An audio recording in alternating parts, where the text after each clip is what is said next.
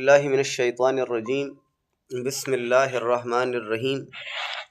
السلام علیکم۔ وعلیکم السلام ورحمۃ اللہ۔ آج 12 مارچ 2026 ہے۔ نبی اکرم صلی اللہ علیہ وآلہ وسلم کے علم غیب سے متعلق یہ درس اس رمضان شریف میں چل رہا تھا، اور ہم نے اس سے پہلے قرآن کریم کی وہ آیات جو نبی اکرم صلی اللہ علیہ وسلم کے علم پر دلیل ہیں وہ پیش کی، پھر اس کے بعد وہ احادیث جو نبی اکرم صلی اللہ علیہ وسلم کے علم پر دلالت کرتی ہیں پھر وہ پیش کی۔ اب آج وہ آیات جن سے لوگوں کو شک پڑتا ہے اس چیز میں، تو اس کا ذکر کریں گے۔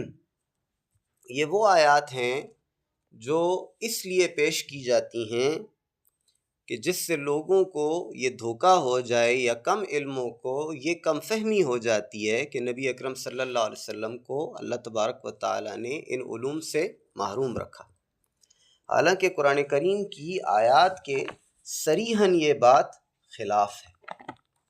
بہرحال سب سے پہلی آیت ہے، یہ سورہ انعام اور آیت نمبر 50 ہے۔ قُلْ لَا أَقُولُ لَكُمْ عِنْدِي خَزَائِنُ اللَّهِ وَلَا أَعْلَمُ الْغَيْبَ، تم فرما دو میں تم سے نہیں کہتا کہ میرے پاس اللہ کے خزانے ہیں، اور نہ کہو کہ میں آپ غیب جان لیتا ہوں۔ اب اس آیت کی مفسرین نے جو تفسیر بیان کی اس میں سب سے پہلی ہے کہ اس میں علم غیب ذاتی کی نفی ہے، یعنی خود سے علم غیب نہیں جانتا۔ تو اس پر کس کو اعتراض ہونا چاہیے؟ جس کے پاس جو کچھ ہے اللہ کا دیا ہوا ہے، ذاتی تو صرف اللہ کے پاس ہے، جو کچھ ہے اس کا ذاتی ہے، اس کا اپنا ہے۔ اللہ کے علاوہ جس کے پاس جو کچھ ہے اس کا دیا ہوا ہے، اور قرآن کریم کی آیات تو اس بات پر گواہ ہیں، لہو ما فی السماوات و ما فی الارض، اسی کا ہے جو کچھ آسمان اور زمین میں ہے۔ تو علم غیب ذاتی کی نفی ہے۔ پھر دوسری توجیحات جو مفسرین نے بیان کی وہ یہ کہ یہ کلام تواضع اور انکسار کے طور پہ ہے، جیسے وہ ہم نہیں کہتے من آنم کے من دانم، کبھی کبھی کہہ دیتے ہیں نا جی کہ یہ تو بس، تو انکساری کے طور پر فرمایا گیا۔ اور تیسری دلیل مفسرین دیتے ہیں کہ اس آیت میں ایمانی یہ ہے کہ میں دعویٰ نہیں کرتا کہ میں غیب جانتا ہوں، یعنی دعوی علم کی نفی ہے، علم غیب کی نفی نہیں ہے۔ یعنی ایک ہوتا ہے دعویٰ کرنا، ایک ہوتا ہے ایک چیز کا ہونا۔ اب دیکھیں کوئی کامل بزرگ ہے، اللہ تبارک و تعالیٰ کی زیارت اس کو خواب میں ہوتی ہے یا نبی علیہ السلام کی زیارت خواب میں ہوتی ہے، تو اب یہ چیز ہو رہی ہے، وہ دعویٰ کرے کہ مجھے ہوتی ہے، بار بار لوگوں کو کہے تو لوگ کیا کہیں گے؟ کہیں گے ہمیں بھی کرواؤ۔ تو دعویٰ اور چیز ہے اور ہونا اور چیز ہے، تو یہاں دعوے کی نفی ہے، ہونے کی نفی نہیں۔ دلیل لیں جی، سب سے پہلے تفسیر نیشا پوری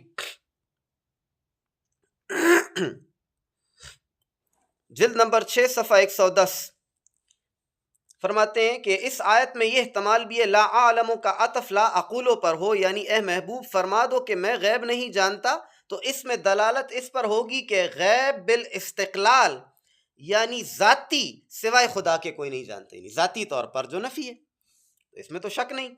پھر تفسیر بیضاوی میں انوار التنزیل جلد نمبر 2 صفحہ 410 فرماتے ہیں میں غیب نہیں جانتا جب تک اس کی مجھ پر وحی نہ کی جائے، یعنی اللہ کے بتائے سے جانتا ہوں، خود سے نہیں۔ پھر تفسیر خازن لباب التاویل فی معانی التنزیل جلد نمبر 2 لکھتے ہیں کہ حضور صلی اللہ علیہ وسلم ان چیزوں کی اپنی ذات کریمہ سے نفی فرمائی رب کے لیے عاجزی کرتے ہوئے، میرے پاس اپنا کچھ نہیں ہے، اللہ کے آگے انکساری کرتے ہوئے، اس نے دیا ہے تو ہے، میرا اپنا نہیں ہے، اور اپنی بندگی کا اقرار فرماتے ہوئے، یعنی میں اس سے کچھ نہیں کہتا اور کسی چیز کا دعویٰ نہیں کرتا۔ تو یہ بات یہ نہیں کہ صرف ہم اس طرح کہہ رہے ہیں، یہ پچھلے زمانوں کے متقدمین جو علماء ہیں اور مفسرین نے سب نے اس آیت کا یہی معنی بیان کیا ہے۔ دلیل تو یہ ہونی چاہیے کہ آپ نے کیسے جان لیا کہ یہ آیت علم غیب کی نفی کرتی ہے، اور آپ کہاں سے دلیل لائے کہ 1400 سال میں متقدمین میں سے کسی نے کہا؟ وہ تو یہ کہہ رہے ہیں، آپ کو کیسے پتہ چل گیا کہ یہ آپ کی مرضی کی بات ہے؟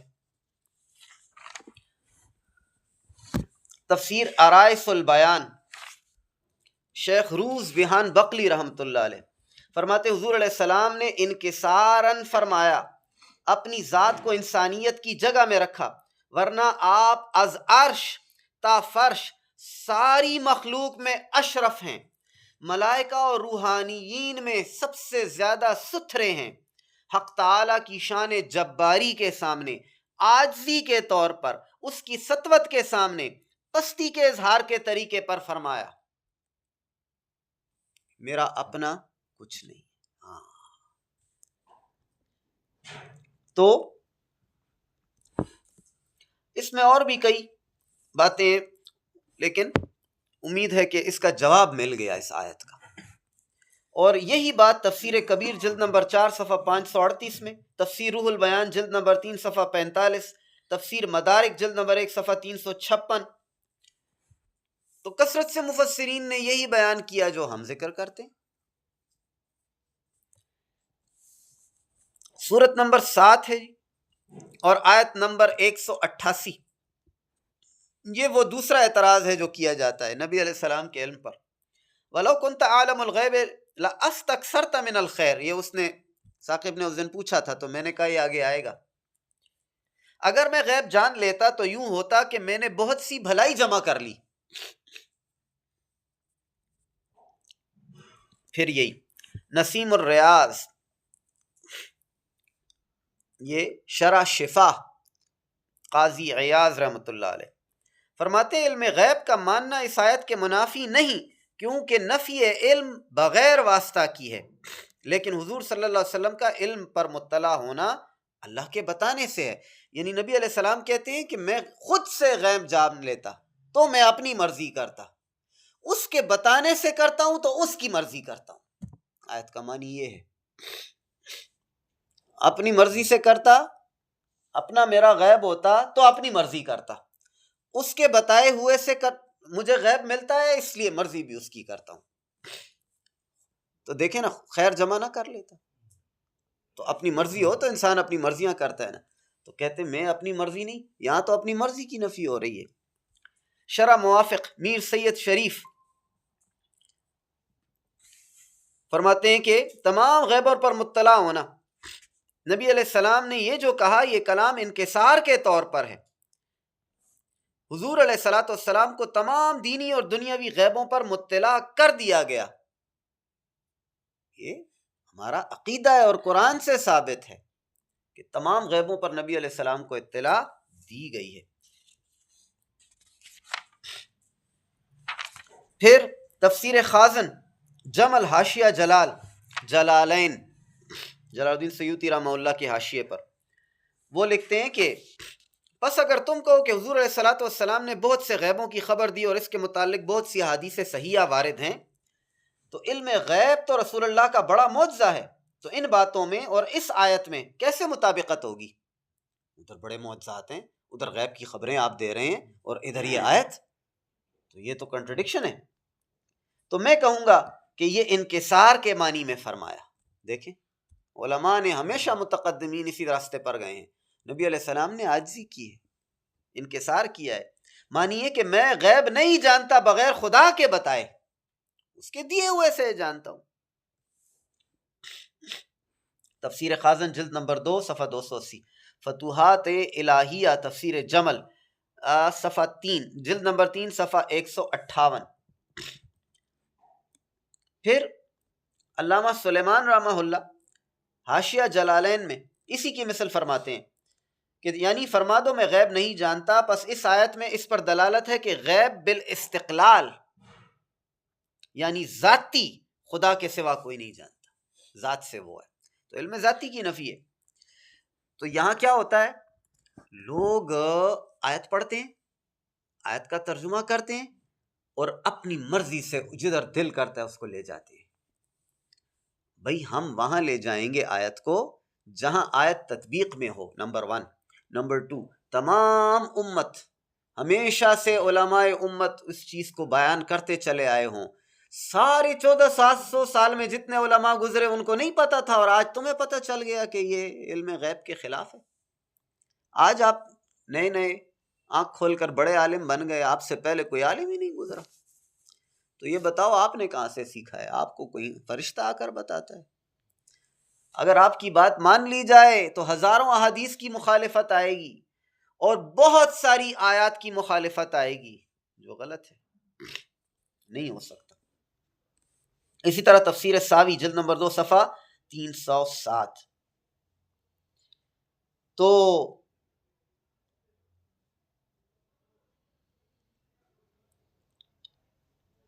اب دیکھیں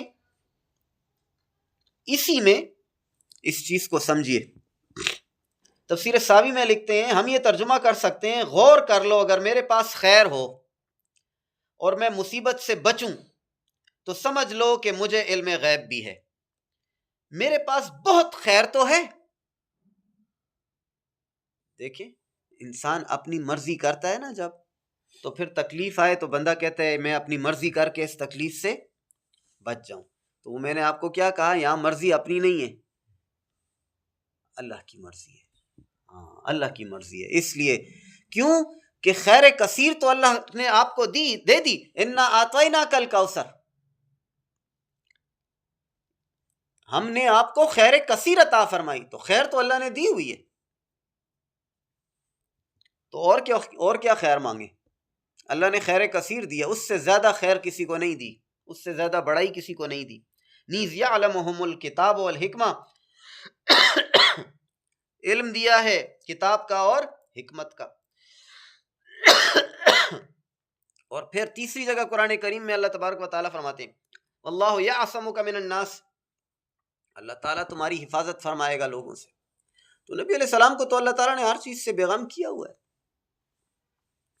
اس لیے آیت کا وہی معنی بنے گا جو یہ تمام مفسرین بیان کر رہے ہیں، نہ کہ وہ معنی بنے گا جو آپ بیان کرتے ہیں۔ اور اگر آپ وہی معنی آپ کہتے ہیں کہ جو وہ ٹھیک ہے، دلیل دیں۔ تمام مفسرین جو 1400 سالوں میں گزرے، ہر زمانے میں، یہ میں جو آپ کو نام لیتا ہوں یہ 3 صدی ہجری سے لے کر تو 9 صدی ہجری تک کے سارے لوگ ہیں، یہ آج کل کے زمانے کے لوگ نہیں۔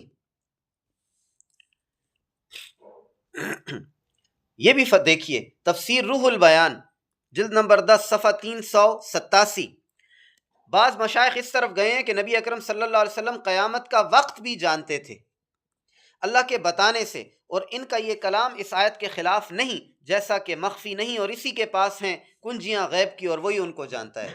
بھئی اللہ کے پاس غیب کی کنجیاں ہیں، وہ جانتا ہے، اور وہ جس کو بتائے بتائے، خود سے میں نہیں جانتا مطلب ہے۔ جب نبی علیہ السلام کہتے ہیں میں قیامت کا وقت نہیں جانتا، اس کا کیا مطلب ہے؟ خود سے نہیں جانتا، اللہ کے بتائے سے جانتا ہوں۔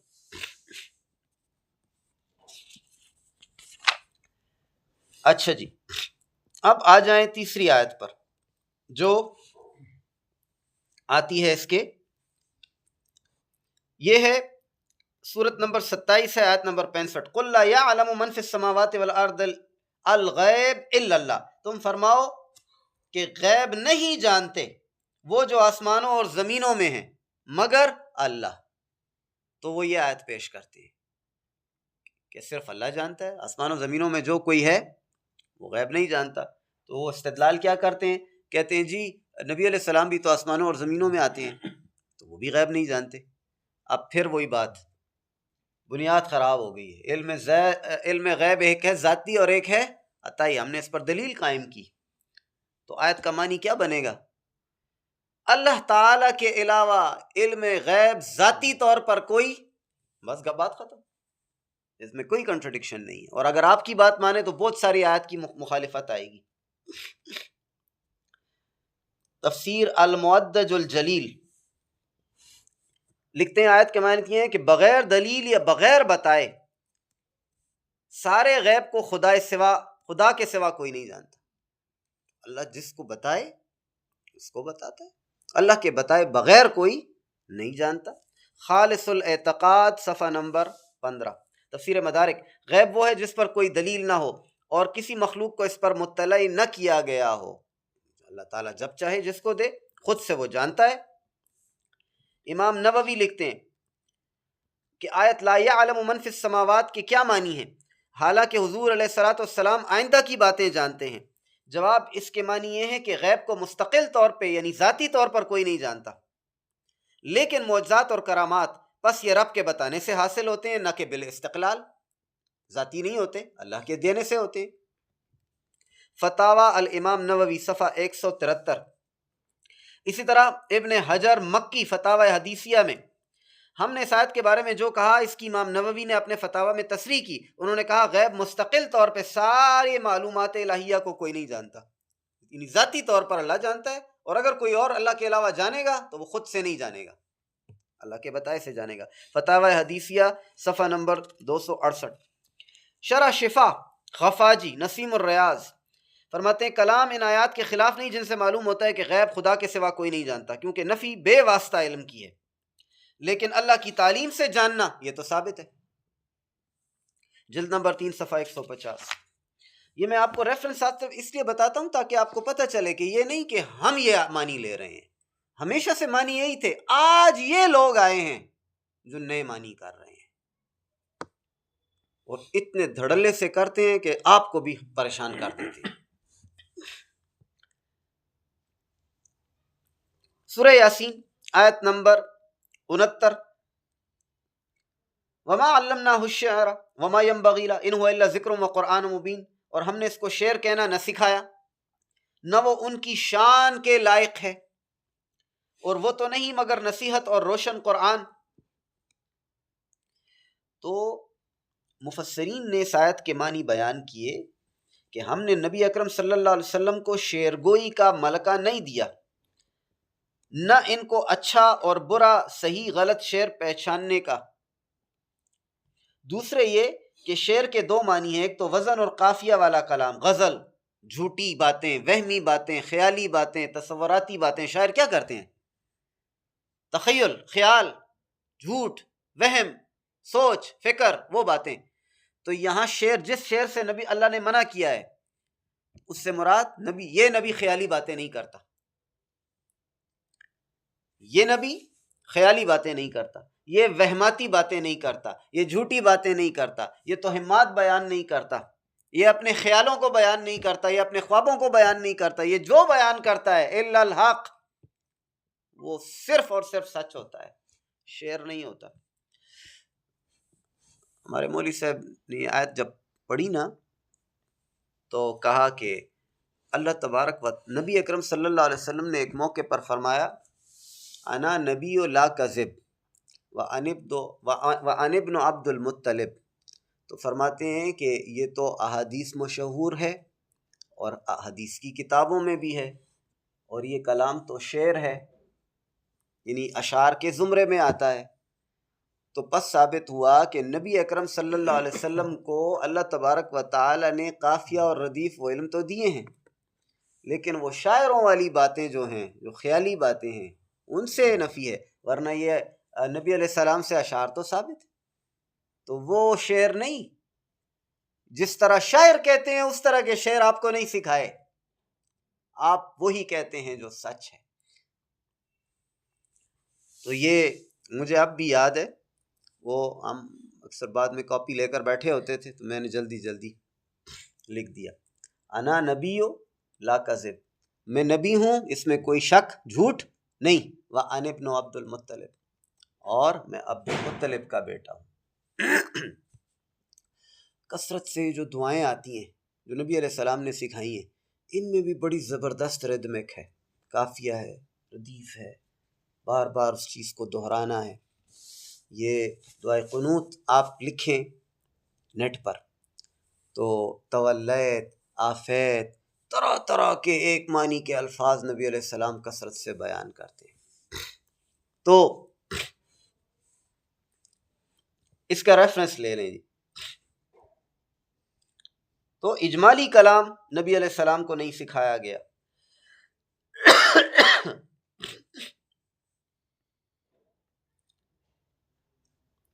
تو روح البیان میں اسی آیت کے تحت لکھتے ہیں زیادہ صحیح ہے کہ آپ شعر بخوبی پڑھتے نہ تھے لیکن اچھے اور ردی شعر میں فرق فرما لیتے تھے، اشعار کو اچھی طرح سمجھتے بھی تھے اور جانتے بھی تھے۔ تفسیر البیان جلد نمبر 7 صفحہ 506۔ فرماتے ہیں آپ کے لیے شعر بنانا منع تھا، شعر کے معنی ہے جھوٹا کلام، کفار مکہ کہا کرتے تھے کہ قرآن کریم شعر ہے، تو اس لیے اللہ تعالیٰ نے کہا ہے تمہاری طرح کا شعر نہیں ہے، کوئی اور ہے، یہ کوئی اور چیز ہے۔ پھر کہتے تھے حضور علیہ السلام کے بارے میں کہ بل ہوا شاعرن، کہ بھئی یہ تو اور کوئی نہیں مگر شاعر ہے، تو اللہ تعالیٰ نے کہا ہے تمہارے جیسا شاعر نہیں ہے، ہم نے وہ شاعریاں اس کو نہیں سکھائی ہیں، وہ نبی علیہ السلام کی شان کے لائق ہی نہیں ہے جو تمہاری شاعری ہے۔ دیکھیں وما ينبغي له، یہ اس کی شان کے خلاف ہے کہ یہ اس طرح کی بات کرے۔ اللہ کو نبی علیہ السلام کی شان کا بھی ذکر ہے، اور اسی کی تردید میں اللہ تبارک و تعالیٰ نے قرآن میں فرمایا ان هو الا ذکر و قرآن مبین، وہ تو نہیں مگر روشن نصیحت اور روشن قرآن، اور یہ قرآن کریم شعر نہیں۔ تو یہ آیت اس چیز کی نفی میں ہے کہ کفار کہتے تھے کہ یہ جو نبی علیہ السلام یہ جو باتیں کرتے ہیں نا قرآن کی آیتیں یہ شعر ہیں، تو اللہ تعالیٰ نے کہا ہم نے اس کو شعر مہر نہیں، ہم نے ان کو اشعار نہیں سکھائے، ان کی شان کے لائق نہیں، کوئی اور ہے، یہ کوئی اور چیز ہے جو ہم نے اس کو سکھائی ہے۔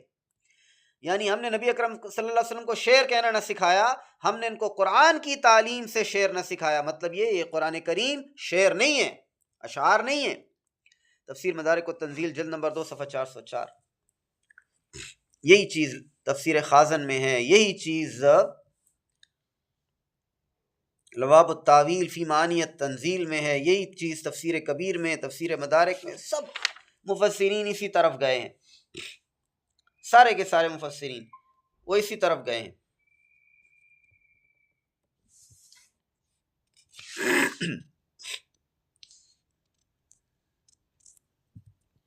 اور یہ بھی دیکھیے مشکات شریف میں حدیث ہے، ام المومنین سیدہ عائشہ رضی اللہ تعالیٰ عنہ فرمایا حضور صلی اللہ علیہ وسلم کے دربار مبارک میں اشعار کا تذکرہ ہوا، اشعار کا ذکر ہوا، تو آپ صلی اللہ علیہ وسلم نے ارشاد فرمایا وہ ایک ایسا کلام ہے کہ اس کا اچھا اچھا ہے اور برا برا ہے، اچھا شعر اچھا ہے اور برا شعر برا ہے۔ مشکات شریف، اور یہ ہے باب البیان والشعر الفصل الثانی صفحہ 410۔ اس طرح کامل ابن عدی جلد نمبر 4 صفحہ 278، الادب المفرد امام بخاری کی کتاب ہے، حدیث نمبر 863۔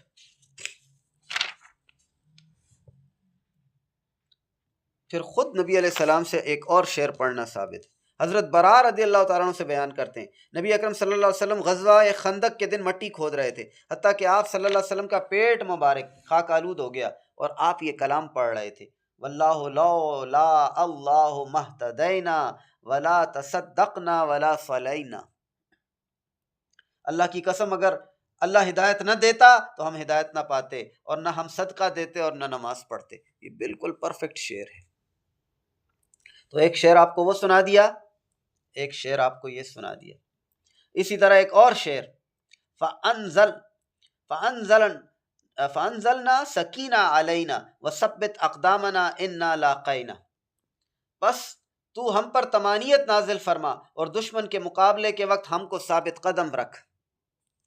تو نبی علیہ السلام سے کئی اشعار ثابت ہیں، ایک اور سنیے گا اِنَّا لَأُولِي الْبَعْدَ بَغُوا عَلَيْنَا وَإِنْ أَرَادُوا قَتَّنَا أَبَيْنَا، بے شک پہلوں نے ہمارے خلاف بغاوت کی اور اگر وہ ہم کو فتنے میں ڈالنے کا ارادہ کریں گے تو ہم انکار کریں گے۔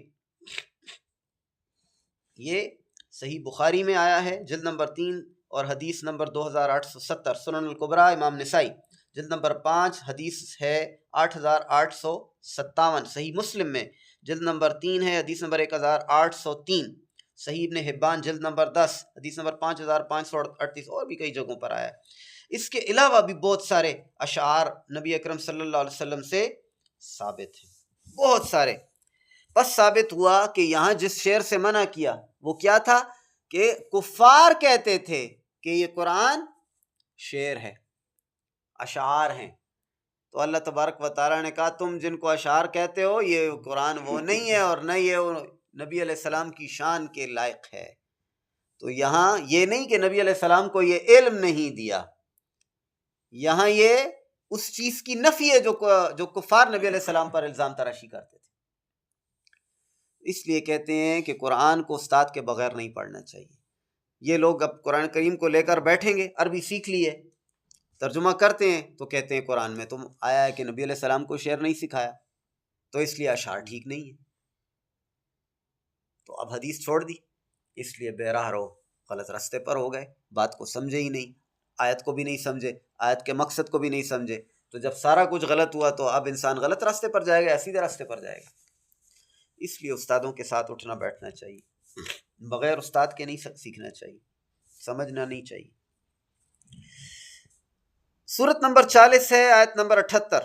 ہاں ٹائم زیادہ ہو گیا ہے، تو انشاءاللہ کچھ اور جو ہیں وہ بھی سناؤں گا تھوڑی تھوڑی۔ یہ جتنی وہ آیات ہیں جن کی غلط انٹرپریٹیشن کی جاتی ہے وہ انشاءاللہ ساری، اور نبی علیہ السلام کے علم کی مخالفت میں جن کو لایا جاتا ہے وہ مخالفت میں نہیں ہے، وہ ساری کی ساری حق میں ہے۔ الحمدللہ رب العالمین، وآخر دعوانا الحمدللہ رب العالمین۔